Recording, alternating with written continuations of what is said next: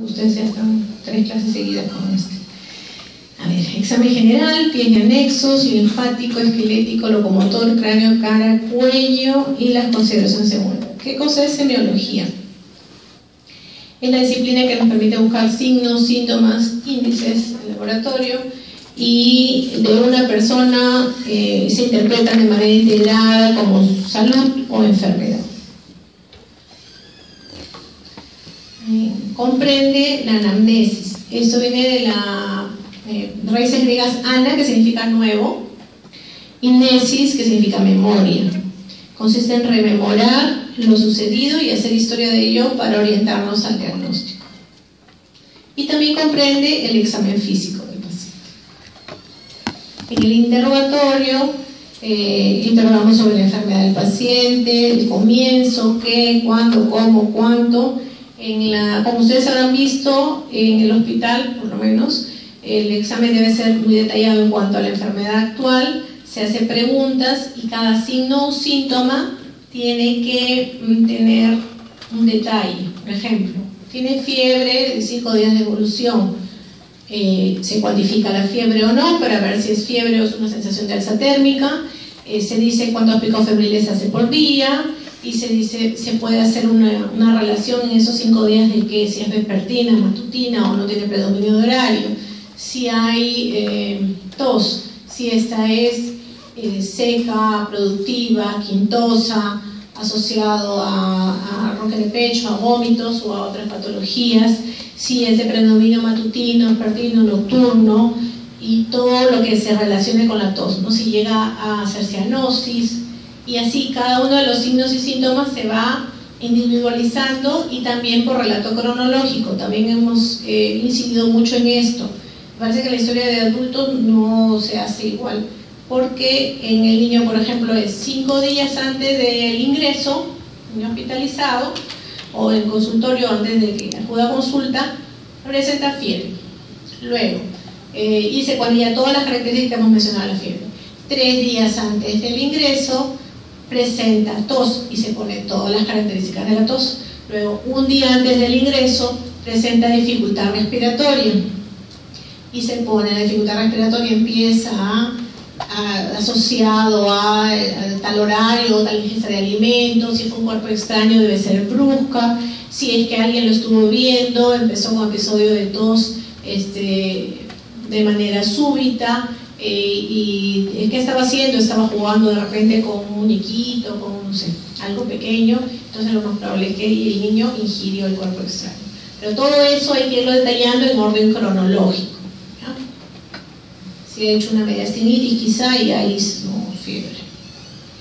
Luego la parte de la evolución de los síntomas en el examen físico también hay que detallarlo. Nosotros tenemos en el examen físico la parte de valoración nutricional, vamos a ver también el índice de masa corporal en los niños grandes, peso, talla en los pequeños y talla y edad también, para ver si la desnutrición o el problema de exceso de peso es agudo o crónico. Cuando tenemos una afectación de la talla en relación a la edad, el problema sería ¿cuál? Crónico. Y si es peso por la talla, agudo. Y si ambos están afectados, exacto. Entonces, en el interrogatorio de anamnesis no debe cesar porque comenzamos el examen físico y no se pueden dar reglas, lo que hemos comentado, ¿no? Hay que darle confianza a la mamá que en algún momento que ella recuerde, aunque estemos en el examen físico neurológico, ella puede decirnos algún dato del antecedente o de la anamnesis y podemos ampliar la historia. El motivo de consulta, fecha de inicio, número de días transcurridos desde el comienzo de la enfermedad, la exposición objetiva y ordenada de los síntomas y signos y detallando la evolución terapéutica. Algunas mamás automedican, la mayoría, o algunas van a la farmacia y el dependiente, el vendedor de la farmacia, el farmacéutico, si tuvieron suerte, les va a dar algún medicamento. También hay que poner qué medicamentos recibió. Y como todo en pediatría, todos los medicamentos se dan por kilo de peso, ¿no? Si se puede, idealmente, si recibió amoxicilina porque tenía fiebre de 1 día, 2 días, se pone amoxicilina y se le dice a la mamá cuánto le dio.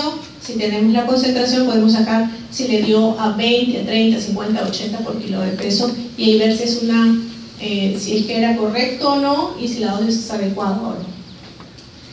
En semiología, vamos a ver en el examen físico, registramos, hay que poner atención a la madre, observar a la madre y al niño en simultáneo, lo que estamos conversando, responder preguntas sencillas como qué aspecto tiene, depende el aspecto del niño, si se ve tranquilo, si se ve adecuado, adaptado a la madre, si llora, si duerme, la posición que adopta, si habla, si se relaciona con ella o con el ambiente. Esto nos permite evaluar la urgencia de la situación, ¿no? En el lactante habíamos dicho las áreas de concentración, crecimiento y desarrollo, anomalías congénitas y las secuencias tardías de los problemas neonatales, ¿no? El método de exploración, hay que ver en ellos, por ejemplo, dacreostenosis, que es bastante común, que es la salida de secreción mucopurulenta unilateral. Es muy infrecuente que la dacreostenosis, que es la estrechez del conducto lacrimal, sea bilateral. Generalmente la mamá te va a decir, lleva un mes, que hay días que sale secreción como legañitas, le sale por un ojo, luego hay días que no, hay días que sale blanca, a veces sale amarilla, ya cuando sale verde es una dacreocistitis, está infectada. Entonces, ahí que sospechamos que hay una obstrucción congénita del conducto lacrimal, que la mamá no lo debe haber tomado en cuenta al principio y que ya después está evaluando, ¿no? Se observa, lo ideal, como les decía, en la mesa de examen, pero no siempre es así. Lo mínimo de equipos que se puedan dar. Y en mayores de 6 meses ya empieza la ansiedad de extraños, eso lo evaluamos también, por separación, el orden es flexible y se logra familiarizar al paciente, tratar de hacer contacto visual, se le habla, se le sonríe, se le da algún juguetito o algo, ¿no? que lo distraiga. En mayores de 1 año, igual el lenguaje, la marcha, el aspecto de los músculos, el oído. Acá vemos, además de dacreocistitis o dacreostenosis, podemos ver ambliopía, que es la pérdida significativa de la visión. En pacientes, eso también lo vemos con cierta frecuencia. En los niños, por ejemplo, que vemos con estrabismo, puede ser convergente o divergente, la causa más común de ambliopía es en estos pacientes, porque llevan con estrabismo 2, 3, 4 años y los padres no los tratan por estrabismo. Entonces empiezan a tener problemas de disminución y pérdida de la visión. Entonces es importante diagnosticar un estrabismo, pero también es importante saber cuándo hay un pseudoestrabismo. Muchas veces vemos en la consulta pacientes que por su raza, no sé, por sus características de fisionomía, tienen el puente nasal plano, ¿no? Los nietitos que no tienen prácticamente puente nasal, entonces hacen un pseudoestrabismo. Cuando ustedes vean un paciente que sospechen estrabismo, vean el puente nasal. Si es plano, lo más probable es que no sea. Luego, trastornos de refracción, podemos ver miopía, astigmatismo, hipermetropía en pacientes. Los controles oftalmológicos son muy importantes en el niño. Durante los primeros 6 meses de vida debe tener por lo menos un control oftalmológico y luego una vez al año todos los años. El desarrollo de la afectividad. Entonces, hay gran variedad a nivel de la actividad, de la colaboración. Tenemos que ver la marcha, el lenguaje, la coordinación del niño. Los juguetitos en los preescolares, que son más colaborativos, que han vencido ya el temor de separación. En los escolares, anamnesis, infecciones, alergias. Ellos colaboran mucho, prácticamente en la escuela no hay mayor problema, ¿no? Salvo raras excepciones, los niños escolares se evalúan prácticamente como el adulto. Lo que sí hay que respetar, por ejemplo, en los niños ya que están en la pubertad, en la adolescencia, que están haciendo la parte de desarrollo sexual, respetar la modestia y el pudor del paciente, ¿no? Entonces, si uno va a examinar la parte superior del tórax, tratar de tapar con una sabanita la parte del segmento inferior y así viceversa. Entonces se le tiene que informar a los escolares y los adolescentes qué se va a hacer antes de hacerlo, porque a veces o son temerosos o pueden pensar que de repente uno quiere hacerles daño, ¿no? Dependiendo de las características del niño, y deben siempre estar informados, ellos entienden lo que se les va a hacer.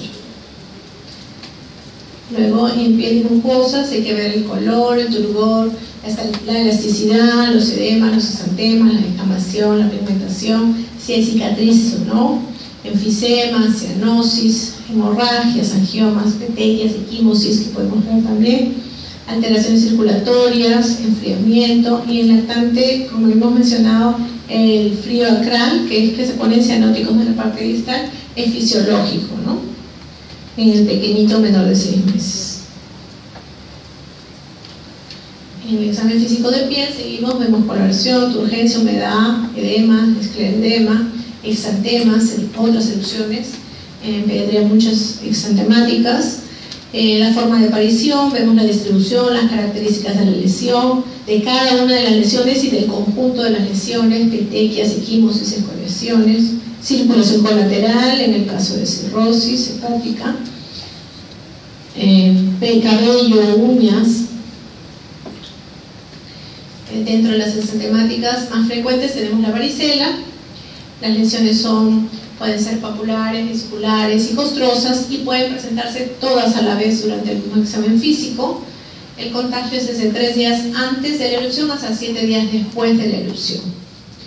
Para los descansos médicos, por ejemplo, es importante saberlo. Si va a ir al colegio o no, desde cuándo debe ir al colegio, ¿no? El eritema infeccioso, que es esta superior, aquí vemos algunas pápulas, algunas costras, no sé si se ve, y por aquí vesículas. Y en la parte del eritema infeccioso está la niña, que parece que se puso así un maquillaje exagerado, ¿no? Le llaman, también le llaman quinta enfermedad, o le llaman los niños chapeteados, ¿no? Que es como si le hubieras dado unas bofetadas a esos niños, que se puede generalizar. También puede haber exantema en el resto del cuerpo, pero la característica es esa, ¿no? Parece que hubiéramos presentado una bofetada del pequeño. No hay contacto, no hay contagio desde la erupción. En este caso igual, si la mamá pregunta, es importante decirle que ya cuando aparece la erupción, no contagia el niño. Con los síntomas prodrómicos, que son desde hasta 2 semanas previas a la erupción, puede haber manifestaciones respiratorias, manifestaciones de malestar general, fiebre, pero ya en cuanto aparece el exantema en las mejillas, ya el niño no contagia, así que puede ir al colegio más bien cuando la mamá lo lleva con la carita así. Otra patología importante en piel y a nivel vascular es la púrpura de Henoch-Schönlein o Schönlein-Henoch, como ustedes quieren llamarla. Presenta un exantema purpúrico, como pueden apreciar, en los miembros inferiores, y puede llegar hasta los glúteos, ¿no? Normalmente empieza la erupción en pies, piernas, muslos y asciende hasta glúteos. Muy raramente puede pasar abdomen o miembros superiores. Actualmente los que están rotando el niño, si gustan, en la sala 2 de medicina hay una pequeña con Henoch-Schönlein, la pueden ver, esperemos que no se vaya de alta. Y tiene además patología sistémica porque es una vasculitis, ¿verdad? No solamente las lesiones son en piel, puede tener fiebre, dolor abdominal. Las complicaciones gastrointestinales son secundarias a la vasculitis a ese nivel, entonces ellos pueden hacer melenas, hematoquesias y sangrados a nivel digestivo, deposiciones con sangre, ¿no? También tienen artralgias o incluso artritis, que pueden ser localizadas, unilaterales o pueden ser generalizadas, y como complicación más grave y que deja secuelas a futuro es una glomerulonefritis crónica, y eso el niño, si es que llegó a tener esa secuela, se queda con eso para toda la vida, ¿no? Gracias a Dios son muy raras a nivel de secuela renal. La enfermedad de von Willebrand, vemos la característica es el antecedente del niño. La mamá generalmente te dice, le sangra la nariz a repetición, pero son sangrados que son escasos y que se autolimitan habitualmente y pueden ser de larga data, crónicos, meses, años sangrando la nariz. Y luego también te dice, o tú preguntarías ya, si el niño cuando lo ve la mamá, tiene hematomas con mucha frecuencia, incluso con lesiones leves. O sea, yo paso, toco acá, sigo caminando y habitualmente ninguno de nosotros nos pasa nada cuando hacemos eso, ¿verdad? A un niño con von Willebrand hace eso, sale un hematoma. Entonces siempre están llenos de hematomas. Luego, otra cosa importante es que pueden estar sangrados también en otras zonas del cuerpo, pero ya a nivel de exámenes auxiliares tienen el tiempo de sangría y el tiempo de trombopatía parcial activada prolongados. Estos pacientes tienen que tener para el diagnóstico la actividad del cofactor de ristocetina. Esta actividad está disminuida y así hacemos ya el diagnóstico de von Willebrand. Pityriasis rosada de Gilbert, una patología también bastante frecuente en la infancia, muy raramente se ve en adultos, pero también se puede ver en adultos. La causa de esto es desconocida, pero se sospecha que tenga una etiología infecciosa. El virus herpes tipo 6 se ha encontrado en algunos de los pacientes. Y además se sospecha eso porque en unidades cerradas, como unas jardines, guarderías, a veces se presentan brotes. Entonces por eso se piensa que puede ser contagiosa, pero en realidad es desconocida. Primero aparece una placa ovalada, rosada, grande, como la que tenemos acá, que es la lesión centinela, le llaman. ¿Ven que esa es más grande? ¿Se aprecia? Es más grande que las otras, ¿no? Esta más o menos puede tener hasta 2 o 3 centímetros, se le llama la mancha madre y puede ser descamativa. Y 1 o 2 semanas después pueden aparecer ya las demás lesiones. ¿Qué nos hacen el diagnóstico de la pityriasis rosada? Puede ser pruriginosa al principio, pero no mucho. En el sistema linfático podemos encontrar los ganglios, que habíamos dicho, ya el tamaño de los ganglios y las localizaciones habituales. Las cadenas ganglionares, tenemos que hacer el examen físico de todas las cadenas ganglionares, ¿no? Cervicales, retroauriculares, occipitales, axilares, epitroqueales, las inguinales, las popliteas, pretibiales también. Las extremidades tenemos que ver la conformación, la tonalidad, deformidades, sensibilidad, dolor, los movimientos, que los rangos de movimiento de la articulación sean adecuados, el volumen, si existen nódulos, deformidad en manos, en pies, lo que habíamos dicho de los supernumerarios, cianosis distal.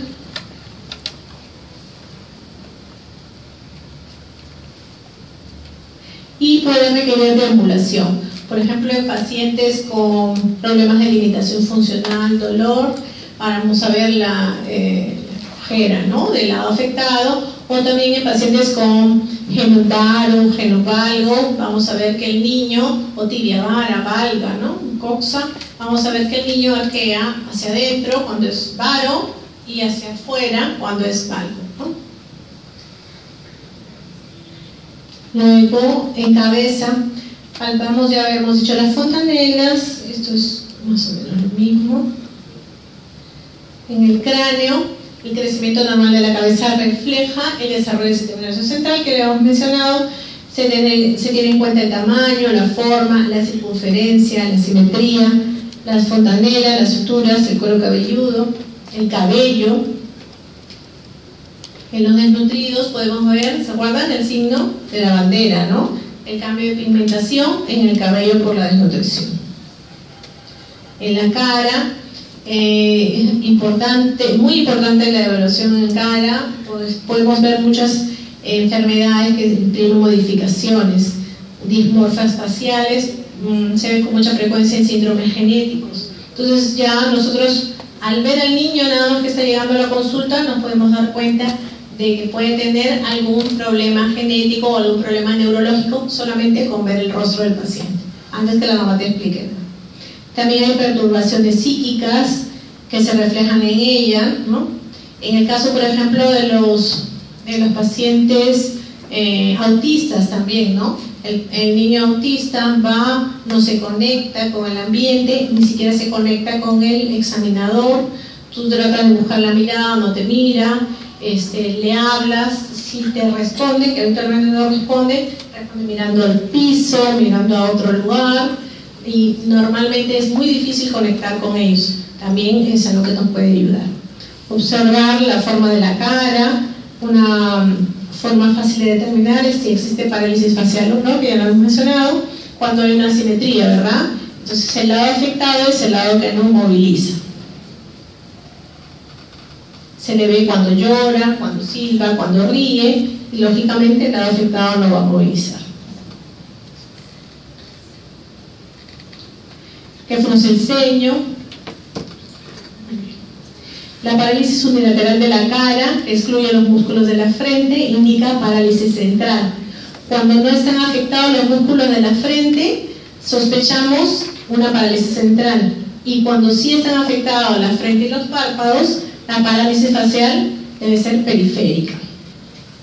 Esa periférica debe ser por alguna infección, algún trauma, algo que estuvo en la zona afectada, una otitis, ¿no? O el Lyme también. Aquí vemos las formas del cráneo que les había dicho, el turricéfalo, acá, dolicocefalia, estas son deformidades ya específicas. En los ojos, vamos a ver acá está, ¿no? Entonces, este pacientito tiene proptosis ocular, tiene, si ustedes ven, un puente nasal plano, acá está opacada la córnea, una catarata, y acá es una malformación a nivel de pupila. Entonces, en los globos oculares hay que ver el hundimiento, el tono ocular en el caso de glaucoma, los párpados, ectosis palpebral, edema, la distribución de las cejas, de las pestañas, la distancia entre la nariz y la boca. En nariz debemos ver el septum, la forma, las características, si hay secreción serosa, mucosa, purulenta, mucopurulenta, sanguinolenta. La implantación de las orejas, que habíamos mencionado también, si esta es baja, sospechar malformaciones de tipo neurológico que pueden ser congénitas. Este pequeñito, por ejemplo, que tenemos aquí, es un síndrome de Pierre-Robin, paciente que nace y tiene distrés respiratorio desde el nacimiento, y ustedes lo ven pequeñito con su cánula binasal, y las características es que tiene micrognatia y malformaciones a nivel ocular y distrés respiratorio, que generalmente es benigno, los niños viven muchos años, el distrés es transitorio. En el examen físico, los pabellones, la implantación, el conducto, salida de secreción por el conducto auditivo, puede ser pus, pero también puede ser líquido cefalorraquídeo, lógicamente ese es purulento, ustedes ven que es espeso, amarillo, o puede ser indolento, ¿no? Y el cerumen, muchas mamás vienen a la consulta por tener un sangrado del oído y simplemente cerumen. El cerumen viene entre amarillo, anaranjado, oscuro, y a veces es un tono bastante parecido al color de la sangre, entonces las mamás se preocupan y los traen con tremendo tapón de cerumen, y algunas saliendo pues la secreción. En el caso de que sea líquido cefalorraquídeo, lógicamente tiene que haber algún antecedente, y la salida del líquido es transparente, como cristal de roca, ¿no? Ahora en boca, labios, el color, el aspecto. En mucosa bucofaringe, el color, la humedad, el aspecto, las encías, los dientes, el paladar, el velo del paladar, la lengua, el tamaño, el color, la humedad, la simetría. Ustedes saben que en los pequeñitos con síndromes genéticos, especialmente en el Down, por ejemplo, puede haber macroglosia o proptosis de la lengua, sobre todo porque lo que hay más bien es una hipoplasia de los músculos de la región facial. Luego en amígdalas, ver hipertrofia, inflamación, exudado. Acá también podemos ver el neonato, lo mencionamos, en fosas nasales al nacer, si hay atresia de coandas, inmediatamente se ve la dificultad respiratoria y de manera general se aspira al niño a nivel de nariz y boca, y ahí podemos permeabilizar incluso las coanas que estuvieron atrofiadas. En boca y garganta, labio paladar hendido, ver el reflejo de succión, ver las salivas, todo lo demás ya lo hemos mencionado. Ahí está Estas son hasta las de Epstein. Esta es la úvula bífida, ¿no? Bueno, y aquí sí hay una gran hipertrofia de amígdala y como un exudado acá pequeño. En cuello vemos simetría, quistes, tiroglosio, arcobraquial, higroma. También vemos en tiroides, vemos bocio, quistes a nivel de la glándula. Asociado tiene que verse, por supuesto, somnolencia, letargia, ictericia de la piel, piel seca, si hay hernia umbilical en el niño, si hay constipación, llanto ronco asociado al bocio. ¿Qué podemos pensar? Que el niño tiene un hipotiroidismo, ¿ya? Entonces recuerden, se palpa, no siempre se palpa nódulos y no siempre se palpa el aumento del tamaño del tiroideo, pero si un paciente tiene al nacer sobre todo y letargia, tiene somnolencia, ictericia, tiene piel seca, tiene hernia umbilical, tiene constipación y tiene llanto ronco o disfónico, entonces hay que sospechar hipotiroidismo. Entonces acá es un nódulo tiroideo, la tiroides que se ve bastante evidente. Acá hay un quiste tirogloso y esto de aquí es un higroma, ¿no? Ven el tamaño de la tumoración del cuello.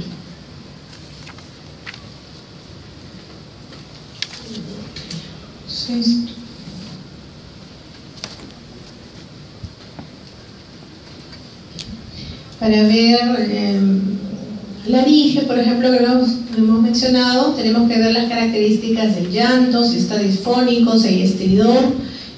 También bastante frecuente por inmadurez, las malasias, laringomalacia, traqueomalacia, broncomalacia, es simplemente una inmadurez de los cartílagos respiratorios. Entonces vamos a ver cuando hay problemas de estridor en un niño pequeño, podemos sospechar una laringomalacia, porque en el pequeño es lo más común.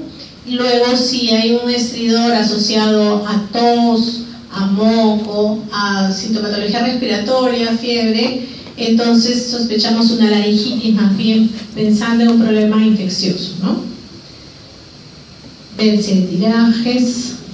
A nivel del cuello también podemos ver la ingurgitación yugular en pacientes con patología cardiovascular, ver las pulsaciones, el frémito, los soplos.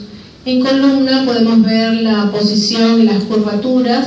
Normalmente la columna tiene a nivel cervical una concavidad, luego es convexa a nivel dorsal y luego a nivel lumbar nuevamente debe ser cóncavo, ¿verdad? Entonces cóncavo, convexo, cóncavo. Cervical, dorsal y lumbar. Tenemos que ver también la movilidad, la sensibilidad, la fosita pilonidal, que es lo que les decía, ¿no? El orificio o la tumoración que se ve a nivel de la columna distal y que a veces puede tener vello y nos hace sospechar de espina bífida oculta. En adolescentes son muy comunes los problemas ortopédicos, generalmente por mala postura, si hubo una escoliosis o una hiperlordosis de pequeño que no se corrigió, o ahora que están de moda que los chicos lleven como 50 kilos de peso en las mochilas, entonces también por ahí empiezan a deformar la columna, ¿no? Normalmente entre el 10% o 20% del peso máximo deberían cargar en las mochilas. Luego la maduración sexual y las enfermedades de transmisión sexual. Volvemos a ver acá el Turner ya con más detalle. El 1 infantil, no vello púbico, o sea, prácticamente el 1 es como un niño, ¿no? No tiene nada. El 2 ya empieza el botón mamario. Entonces, ¿qué es lo primero que aparece en el Turner en niñas? El botón mamario. Luego viene el vello escaso, que no es rizado en los niños mayores. Y la elevación, la tercera es la elevación del pecho y la areola. Ya el vello está más rizado, oscuro. Luego la areola y el pezón elevados. Y el adulto con vello sobre el muslo. Importante también, además de aprenderse El esquema de Tanner es saber que la menarca habitualmente viene 2 años después de la telarquía. ¿Saben qué es la telarquía? ¿Recuerdan qué es la telarquía? La aparición de la mama. Pregunten si tienen alguna pregunta, porque puede ser que yo esté hablando y asumiendo que ustedes ya saben alguna palabra que de repente no entienden, entonces es importante para su examen. Acuérdense que son 20 preguntas de cada uno de los ponentes para el examen, o sea que tienen que poner atención a la clase, ¿ya? Bien, entonces acá estamos con el Tanner en mujeres, en varones, y acá otra vez en detalle. El 1 es sin vello púbico, testículos infantiles, es decir, el 1 es característica del niño.